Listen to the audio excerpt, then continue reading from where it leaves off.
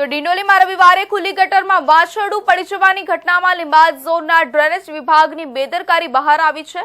વરિયાવમાં 2 વર્ષના માસૂમ કેદારના મોતની ઘટના બનવા છતાં બેદરકાર તંત્રે હજી બોધપાઠ લીધો નથી, ત્યારે ગટર સમિતિની મીટિંગમાં ચેરમેન કેયુર ચપટવાલાએ અધિકારીઓનો ઉધડો લીધો હતો।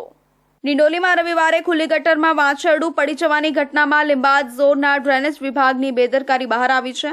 વરિયાવમાં 2 વર્ષના માસૂમ કેદારના મોતની ઘટના બનવા છતાં બેદરકાર તંત્રે હજી બોધપાઠ લીધો નથી, ત્યારે ગટર સમિતિની મીટિંગમાં ચેરમેન કેયુર ચપટવાલાએ અધિકારીઓને ઉધડો લઈ પૂછ્યું કે કેદારની ઘટના બાદ રોજે રોજ ગટરના ઢાંકણા ચેકિંગ, ગેરકાયદે જોડાણ દૂર કરવાનો રિપોર્ટ અપાતો હતો તે શું ખોટો હતો?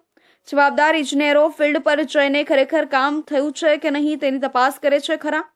ગટરના ઢાંકણા ખુલ્લા હશે અને કોઈ દુર્ઘટના બનશે તો જવાબદાર ઇજનેરો સામે પોલીસ કાર્યવાહી થશે। આમ આ ઘટનાને પગલે જવાબદારો સામે કાર્યવાહીની પણ ચીમકી ચેરમેને ઉચ્ચારી હતી।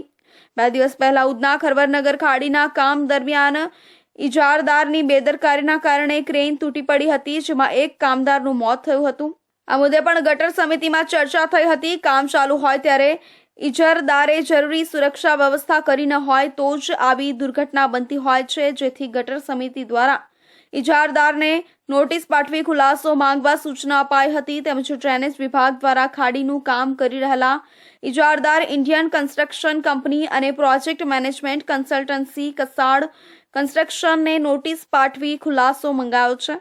હાલ ગેરકાયદે ગટર કનેક્શન કાપવાની ઝુંબેશ ચાલી રહી છે। જો કે અમુક વિસ્તારમાં એવી ફરિયાદો ઉઠી છે કે ટીપી રસ્તાઓ પર હજુ ગટર લાઇન નંખાઈ ન હોવાથી કનેક્શન કાપી શકાતા નથી। ખાસ કરીને વરાછા, સરથાણા, ઉધના અને સચિન ઝોનમાં આ સ્થિતિ હોય તાકીદે ગટર લાઇનો નાખવા ચેરમેન કેયુર ચપટવાલાએ સૂચના આપી હતી અને ફાયર બ્રિગેડે રેસ્ક્યુ કર્યું હતું।